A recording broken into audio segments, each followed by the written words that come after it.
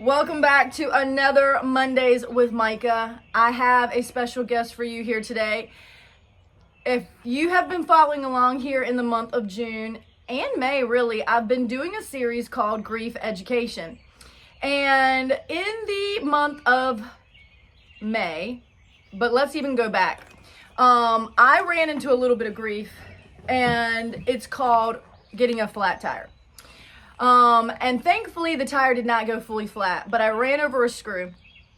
And this trusty fellow here, this is Pete Twisdale for everyone who doesn't know. Good morning. But Pete Twisdale is here to be interviewed by me. And I was going to say an aunt, but I'm not really an aunt, but I feel like an aunt. Honorary Aunt. Yeah. And so we go way back, and I'll get into that. But he came right to my kid's school and fixed my going flat tire. And then I said, hey, there is some issues going on. I can't even read my flat tire because of a sensor. Yeah, and he said, I have those too, and I can fix that. And by the way, did you know that your tires were needing to be replaced? And I'm like, yeah, I guess I'm kind of feeling like it needs to happen, but we're going to ride it a little bit longer. And he said, okay, you shouldn't do that. I said, well, I'm not going to go anywhere far. And so May of this year, he zipped right on over to my house, and I'm going to do we're going to show you exactly what that looks like and what he is capable of.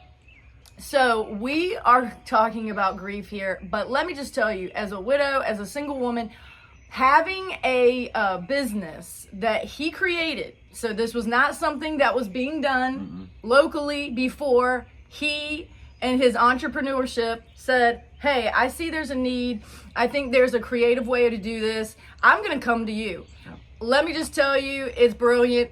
And now he's been a businessman from a very young age. Mowing grass, starting out, that was fun. Yes, my son is now 15, hasn't cut grass yet. Okay, so we need some help here at my house. I told my son here recently, if you think you're getting a learner's permit and learning how to drive, you got to learn how to drive a lawnmower first. So he said, I might feel more motivated now to learn how to cut. Yeah. We'll get him out there quick, pull those keys. So there's some parenting advice for you here today. But this video is coming out, and let's just start this again to say Happy Father's Day, everyone. This video is for you.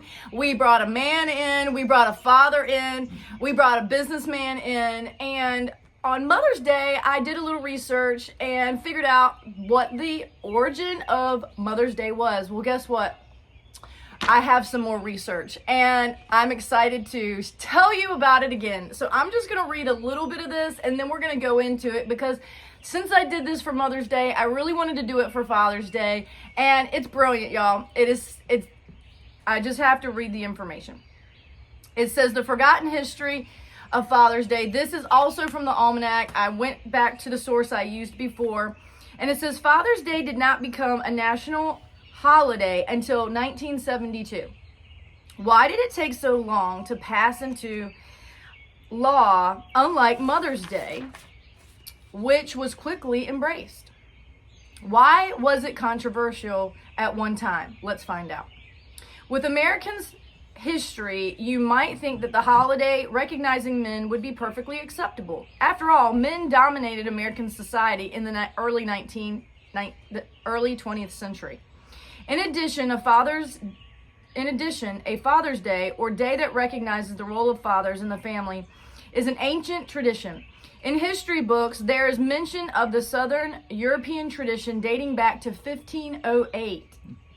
Certainly in modern days, we do not give Father's Day a second thought. It's been almost 50 years since President Richard Nixon administration declared the third Sunday of June a day to recognize and honor the role of fathers in society. That occurred in 1972. Interestingly, Father's Day was not immediately accepted when it was proposed. Why not? Mother's Day came first. It was officially recognized in 1914, so men in the early 1900s associated such a tribute with women and found the idea of a day for men to Effeminate. Thank you. Effeminate to their liking. To be fair, Mother's Day was couched in terms of femininity. In 1914, President Woodrow Wilson called Mother's Day a day to recognize that tender, gentle army, the mothers of America. Men viewed the idea of Father's Day as similar to Mother's Day, which was popular with florists. For fathers, it didn't have the same sentimental appeal. As one historian writes, they scoffed at the holiday's sentimental attempts to domesticate manliness with flowers and gift-giving, and they Derided. Thank you, whatever that is. The proliferation of such holidays as commercial gimmick to sell more products, often paid for by the father himself. This sounds pretty typical in conversation. I can see this happening, to be honest. Also, according to Lawrence Samuel, that's what we like to say. Yeah. Doesn't sound like they agreed in this time. American fatherhood, a cultural history. Men had a different role in the family during the first half of that century. It was patriarchal, so they felt that a special day to exalt fatherhood was a rather silly idea when it was mothers who were unappreciated. Tell me about it. I mean, at least somebody's acknowledging it. Okay, however, the sentiment changed over time for several reasons. The woman behind Father's Day. Once again, y'all, the women were the ones who are championing their men. Let's find out. The first known Father's Day service occurred in Fairmont, West Virginia on July 5th, 1908. After hundreds of men died, Grace Golden Clayton, the daughter of a dedicated minister, proposed a service to honor all fathers, especially those who had died. However, the observance did not become an annual event. It was not promoted. Very few people outside of the local area knew about it. Meanwhile, across the entire country, another woman was inspired to honor fathers. Sonora Smart Dodd.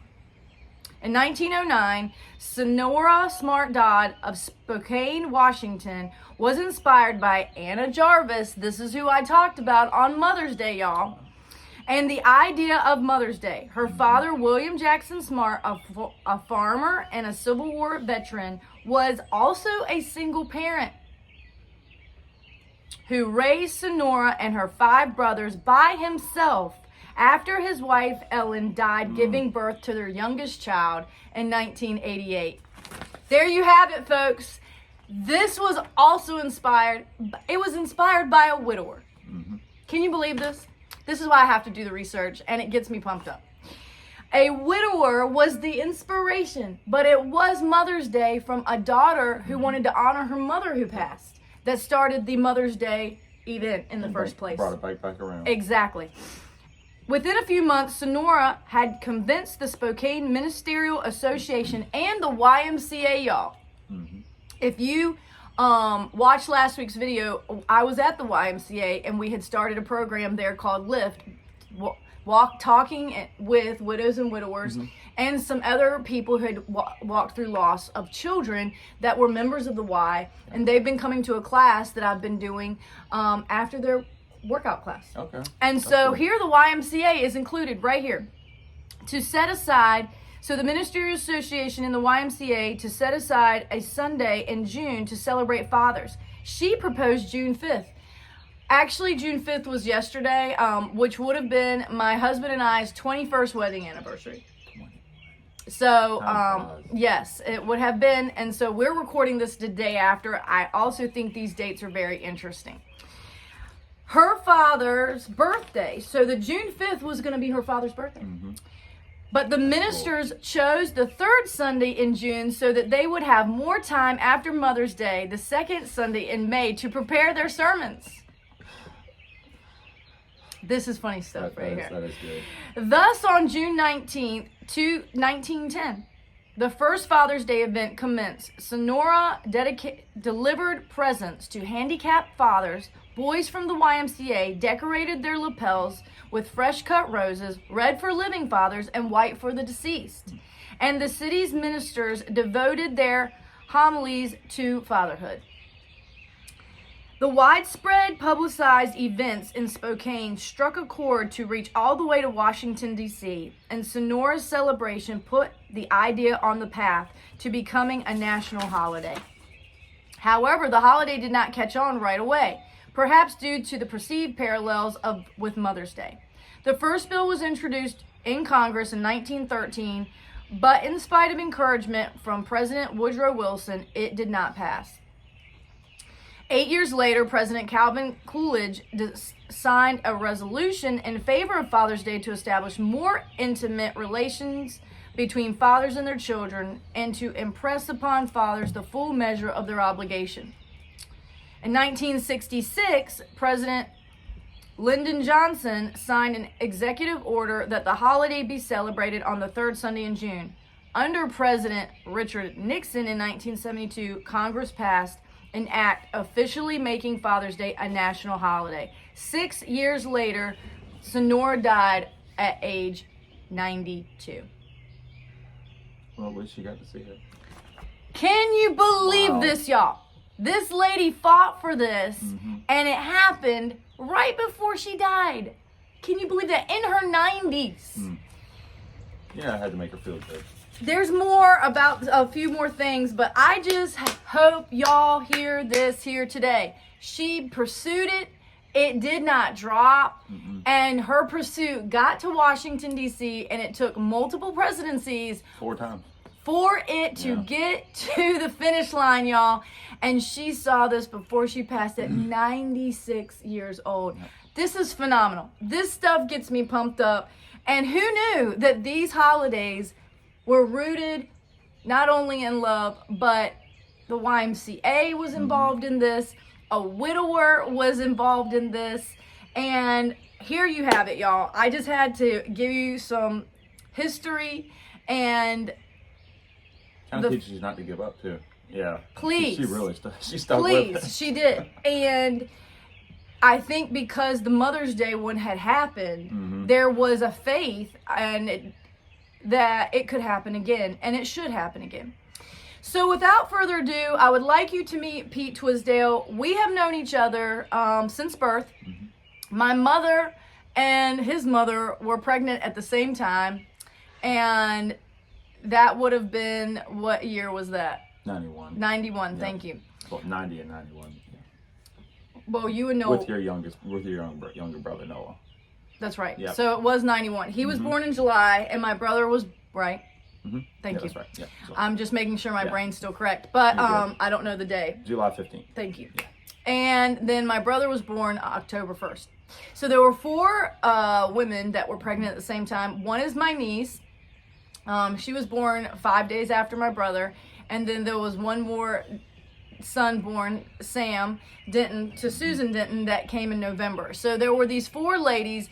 And I'll tell you, my mother was the oldest of all those ladies, who was having a child in her 40s. All the rest of the mothers were in their 30s or 20s. They were in their 20s. Kate was. Rebecca was the first one. Was, yeah. Rebecca always gets mad at me because I get hers. But your mom was a little bit older. We don't know. I think they were more in their 20s. They were in their 20s. Yeah, so the other 3 mothers were in their 20s. My mom was 41 when she had my brother. So it's comical. Our moms are still friends today. They do their annual Williamsburg shops. Every Christmas. And they do love it. Yeah, she loves it. And now Pete, he was at the school that my husband was teaching, and we were tracking that back. So he was there for 3 years. 3 years. I went there 8th, 9th, and 10th grade. And my husband was his teacher, and he let me know that Holly Ledbetter was his monitor during that time. So Holly goes... Sorry, Holly. Yeah, we won't get into any of those times. But all that to say, my niece and Pete were always pretty business-oriented sales men and women. And Rebecca, my niece, she made duct tape wallets. She sure did. And sold them. And people bought them, y'all. And she did a really good job. She pretty much can do anything she puts her mind to and learn any craft or trade. Yep. She is now a nurse practitioner running a full business. I'll give you a funny tidbit on that. Yes. So this was at Rock Church. Rebecca and I we always like to compete, and a couple things just came to mind. That's why I laughed. Yes. So we had a Yankee Candle. If she watches this, she's going to get a good laugh. So we had a Yankee Candle fundraiser, and of course, her and I, we each had to win. Yes. And Holly and I were the same. I want to say, I think she actually beat me on this one a little bit. But we both sold, and this is like, rewind, this is like 2006 now. This is not $20-25. Right. We both sold over $1,000 in Yankee Candle for the fundraiser for the school. Which is over the top. Okay. We weren't even looking at anybody else. That's right. We didn't care. What's Becca doing? That's What's right. Pete doing? That's right. And that was it. And then their numbers went up. We kept going everywhere. We were trying to find people to sell candles to. And when that order came in, it was kind of crazy, but because they had to get really these funny to everybody. But so we had to beat each other. This is what entrepreneurs and competitiveness and business-minded people, it fuels you to be better. It does. When you have somebody to chase, then all of a sudden you go further in the race. There you have it, y'all. There's my little coined phrase here today. And so those are some funny stories. I'm sure you have more. Holly and I really weren't competitive with each other, but we were competitive. Yeah. So we went together, and before your time, it was called Tom Watt. And it was this box of random stuff. And we went door to door in Boykins, and we did amazing. We crushed it. Okay, so this was our beginnings. Same concept. Yes, same concept for convention and things. And we wanted, our parents weren't going to pay for us to go to this trip, so we had to raise the money to do it. And then we liked selling, and we liked going door to door and meeting people. And then I'm like, I could really get into sales and business. And here we are. She's in the banking, I'm selling houses, and hopefully the American dream. Absolutely. And so one of them. And anyway, back to Pete. So you've got 3 kids, right? 3 kids, Yes. 3. I was like, how many? He has 3 children now. He's been married how long?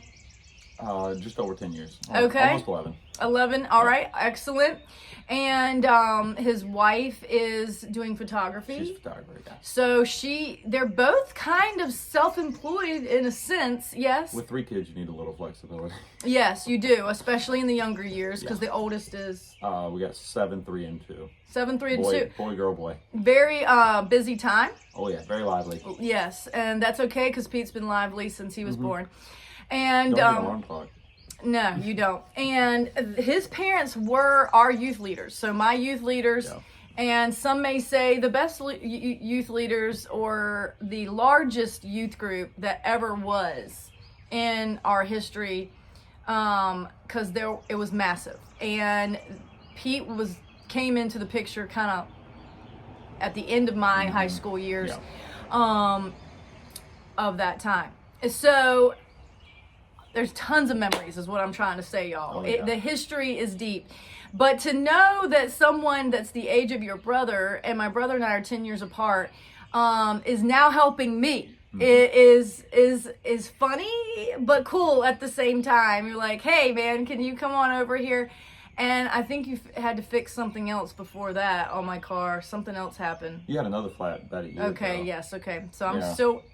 Real estate agents are we on the road. We're running the roads, as I like to say. We're going to get flat tire. But I've never gone fully flat. In the history of driving, y'all, I have never gone fully flat. I have only run out of gas one time, a block from my parents' house. And only because there's no gas station out there. No, but we did. My dad was a farmer at that time, and we got the gas. But I'm like, if this was going to run out on fumes, and there has been times I prayed that the fumes would last me. I don't run that risk now like I did in my teen years. But this is an amazing service. So can you explain what Pete's mobile tire service does and how it offers the consumer here in Franklin, Southampton? How far do you even go? So really we cover everything in this area. So Franklin, Southampton, we go all the way out to as far as Emporia. Okay. And into Isle of Wight, we'll go to Windsor. Okay. And touch into parts of Suffolk, like in the Obacy, Route 10 area. We don't really go much further. Okay. Like Harbor Views, no. too busy out there.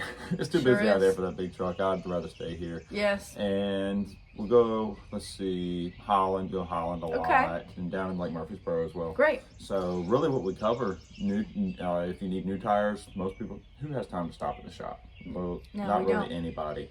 So we'll come to your house, to your business, anywhere you need to go. I've done flat repairs while people got their nails done. It's just whatever works.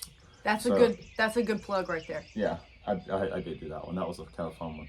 And it was, as I was finishing up as she walked out, I was like, that's perfect. But anyways. No harm, no foul. I mean, it's multitasking at its highest level, and it takes the stress out of it for us. Makes it easy. And you don't even have to be there. Like, if it's a spare vehicle, you leave it in the driveway. I can send you an invoice on your email, and then you just punch it in while you're working, and your car's fixed. So. And we're going to... your tires are fixed. Yes, not the car fully. No, not the car. So what do you cover? Just tires? Just tires. So new tire replacements, whether it be 1, 2, 4, tire sensors. So like with yours, your tire light was coming on. So we can program new sensors. We keep those on hand. And then flat repairs, which happens every day.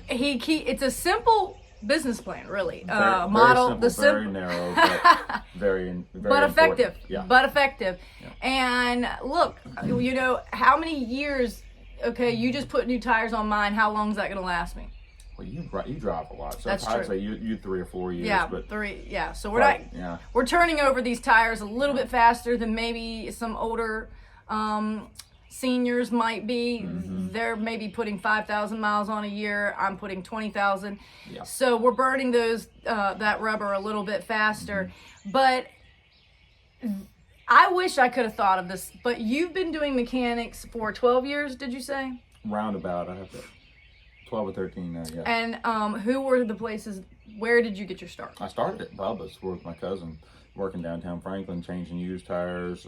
Really, I didn't know anything about tires when I started there. Okay. He taught me most everything, and another guy down there named Ricky, he taught me a lot too. He's a really great guy. You dealt with Ricky, so he's a good guy. And they taught me a lot, and then opportunity presented itself. I went up and worked at Bobby's for 7 years, and got a chance to do a little bit of everything there. Yeah. And I changed some tires here and there to catch things up. Not much, but a little bit, just to stay familiar with it. And learn enough of the business side there, and to kind of put the pieces together, and then this came together. So how did this idea come into your brain?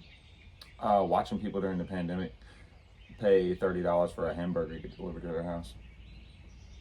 That was pretty much it. And then seeing people either not be able to get to the shop because they were worried about germs, getting sick, and then when they did get there, they looked miserable. So basically, how can we check all these boxes? Pandemic birthed this idea. Yeah. I didn't know that, Pete. That is. Yeah, I never would have thought. I never would have thought about it, but I was like, okay, I'm seeing a bunch of different things here, a lot of negatives. I was like, anytime there's a problem, if you can find a solution for it, exactly, it'll work. And that's what business people do. We are solution-oriented people. And I'm convinced that every problem has a solution. Yeah. And there's more than one way to skin a cat, they may say. So if one way doesn't work, it doesn't mean it doesn't work. It just means you have to keep thinking, or maybe poll the audience. He did some research, and then you start seeing some patterns, and then you start finding the gaps, and then you reimagine something that doesn't exist here, and then you're like, why hasn't this been here our entire lives? So that's the brilliance of innovation, is that somebody created something that didn't exist, that serves a need, fills a void. Yeah, it does. And it saves us time, the stress of figuring out the car thing. If you're supposed to be at work and you can't leave work, and you're like, I'll come do the parking lot at work. And then you're like, great. And then there's safety. Can you talk about the safety of this, even for widows and widowers? And this is not targeted to just that. He serves all people in need. But can you just speak into that part of it? Safety in what aspect? Well, safety as far as like the work I'm doing? Yes, and you being mindful of working in the industry for the last decade, and seeing potentially even with some people they're being taken advantage of. Oh, yeah. And how you are not that. Yeah. So I did it for a while, so I've dealt with dealerships, and I've heard a lot of stories. So what I did, I took a lot of the things that I had heard that were negatives over those 10 years, and I tried to go ahead and get ahead of it and have solutions for it. So little things, like when you send someone a quote, don't send them a quote and then add 3 things after that. That's nobody likes that. We call them an upcharge. Is that what you're saying? Yeah. Send it to them up front. They can look at the bottom, say, yes, I want to do that, or no, I don't. And then we pick something different. But that's a big one. You just give the number up front.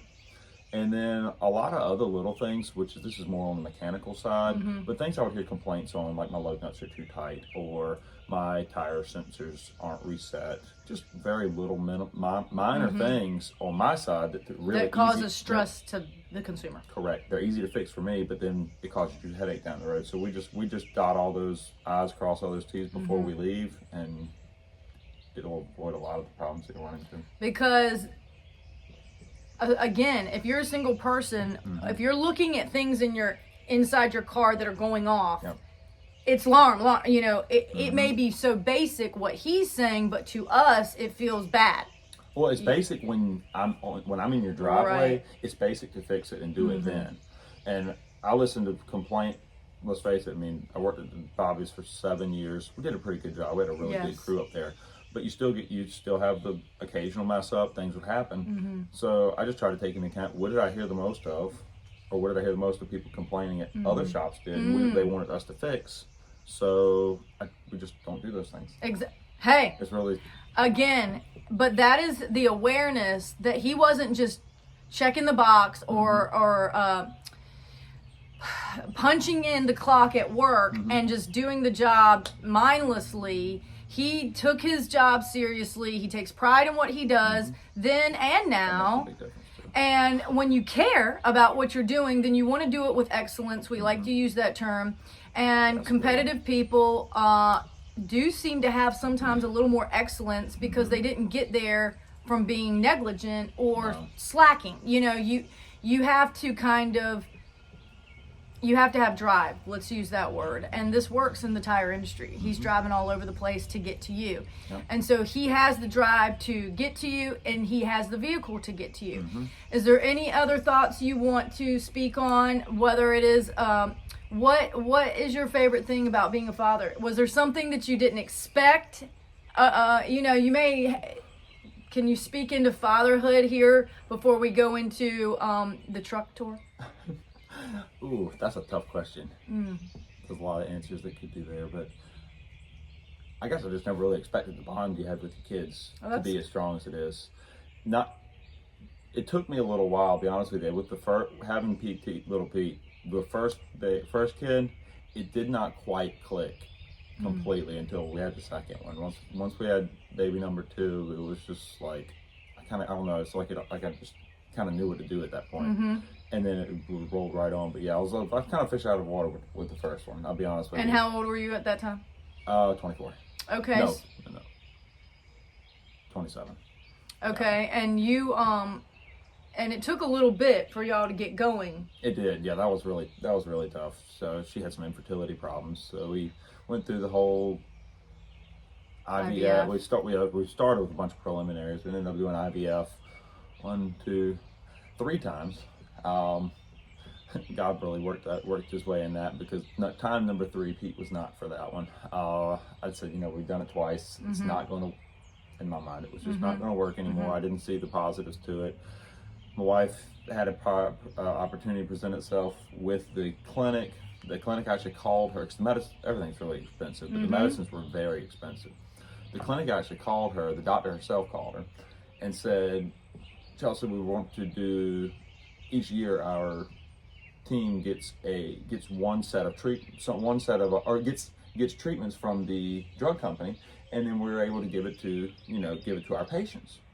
And we want to see if you're interested in that. So she talked to her a little bit about it, and it turns out they only get 1 per year. Wow. And the doctor, out of all her patients, picked Chelsea. Wow. So Chelsea felt like, this is the writing's on the wall here. This is God. So she told me, and she was nervous because she's like, he's not going to want this, but it's a good thing. And lo and behold, It worked. It worked. And boom, here we are. And then you didn't have to do that after that. No, we figured we had one.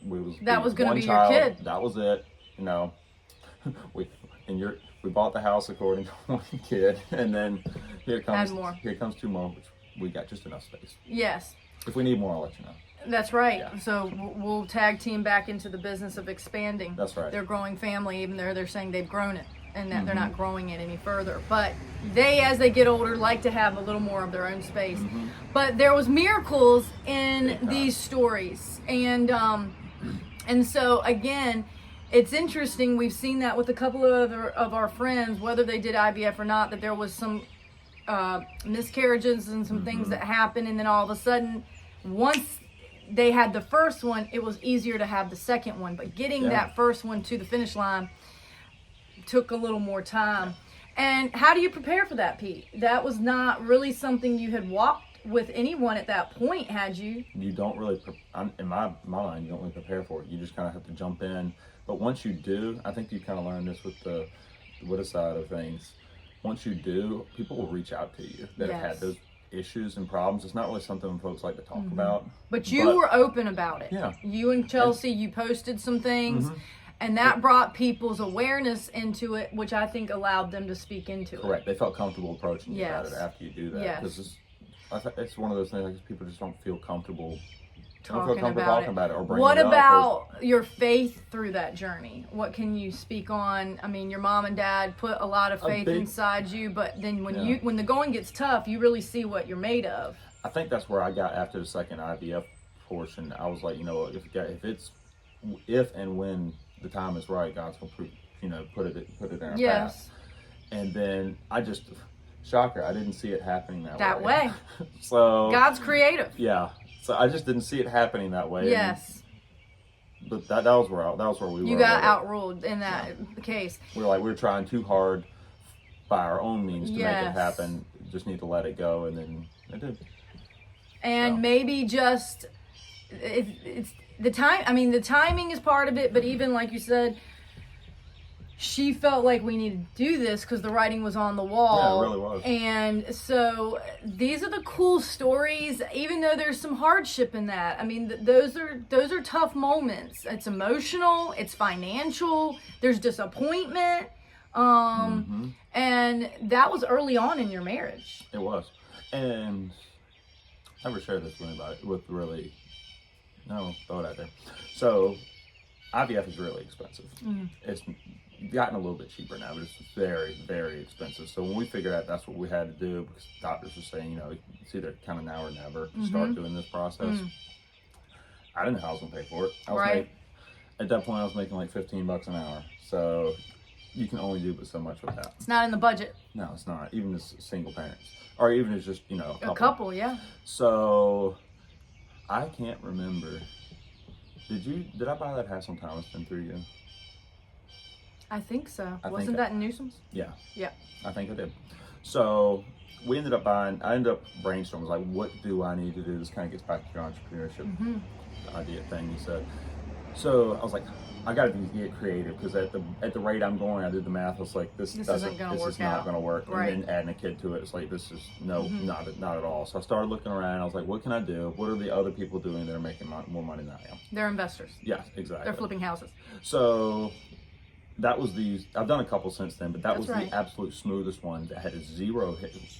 Who has no hiccups when you're fixing something? And it wasn't the best looking house per se. But it was nice. It was an okay location.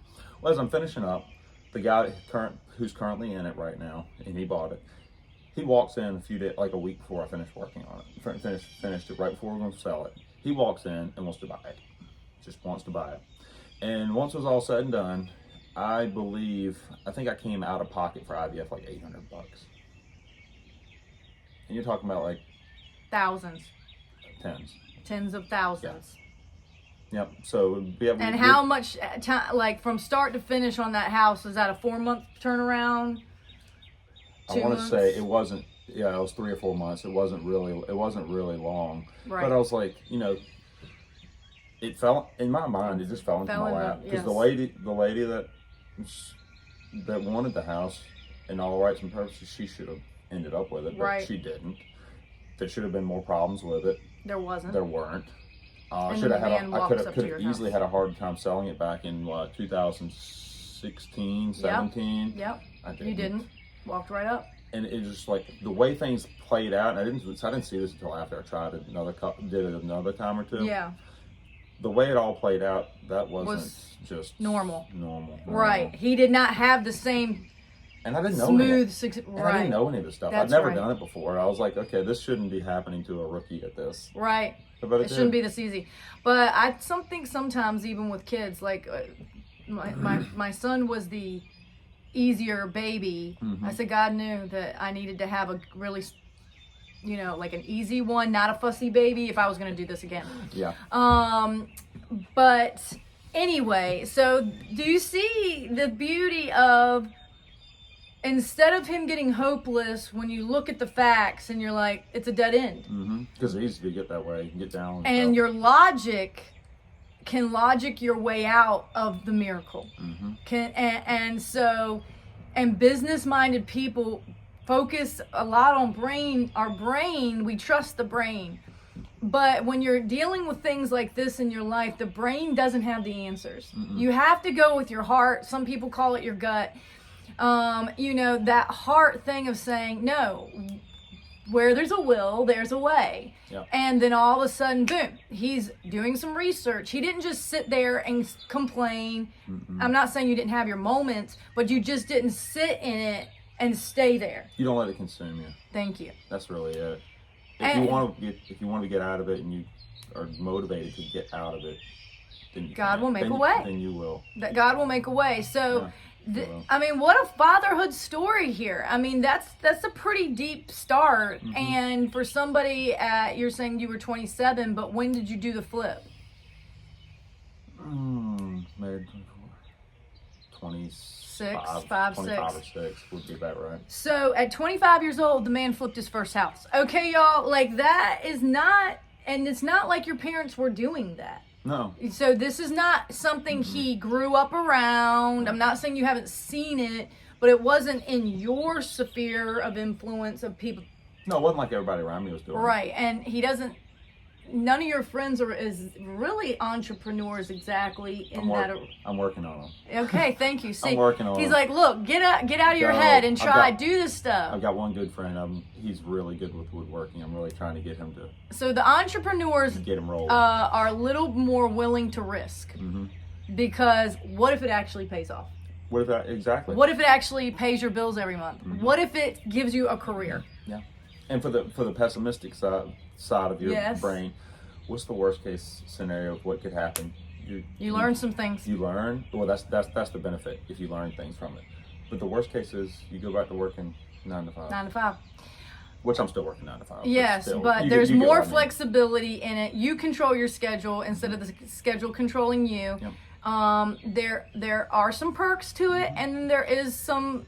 We have to manage other things like health insurance and blah, blah, blah.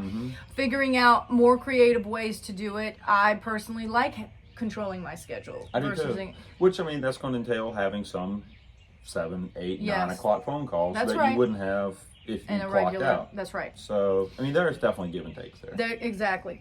Okay, well, this has been a very enjoyable. Is there anything else you want to tell the person? All right, so we're going to switch to giving you a quick tour of the van. So if you see this around, you're like, who are these people? You'll know who this van is associated with. And not just me. We got one guy working with me now. That's right. Really good guy. He worked with me you at can Bobby's meet him for as years, well. And he's very knowledgeable. And you'd be in good hands if I'll ever show up. Excellent. Yeah. All right, stay tuned. Okay, we are now inside the vehicle. Look, he has everything. Here's his compressor. Yep, that's your air compressor. We got our floor jacks to come out. We got power source, balancer, tire machine, really everything we got to do to take care of you. And let's meet your employee here. This is Tony. Tony Freeze. He's got more experience at cars than I do. He's been, 23 years. 23 years. And he's got me beating the kid department by just a shade. He's got 4. Okay. So I used to get, when we worked together for years, and I always used to mess with him. I was like, Tony, you got a bunch of kids. I was like, how do you get any sleep?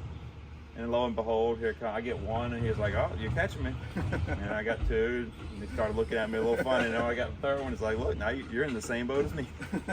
So that was really funny. But no, Tony's a great guy, great father, and if either of us show up to take care of you, you're in good hands, and there's nothing I'll worry about. Excellent. Yeah. All right. Well, we've got 30 years of experience. What? 34 years, 35 years. Yeah. Years of experience and 7 kids in their fatherhood. So, happy Father's Day, gentlemen. Thank you for your service, and thank you for this business. We've got the trash guys behind us, so if you hear that in the background, we need some signs on the side, Pete. We do. You need to call Vic. You need to call Vic Signs. You'll see it if you get Yes, you do. So it's in the back. Got them on the side doors on the front. So we have the numbers 757-719-5933. They come to you. If you're thinking about tires, yes, you can get tires at a dealership. Yes, you can get tires even downtown at Bubba's. But you have to go to them. Pete comes to you. That's it. So there's my pitch here today. We're happy to help any way we can. Happy to help. Feel free to give us a call, send a text, send a picture, what you got, whatever you need to do. Just let me know and we can get to work for you. Bye. See ya.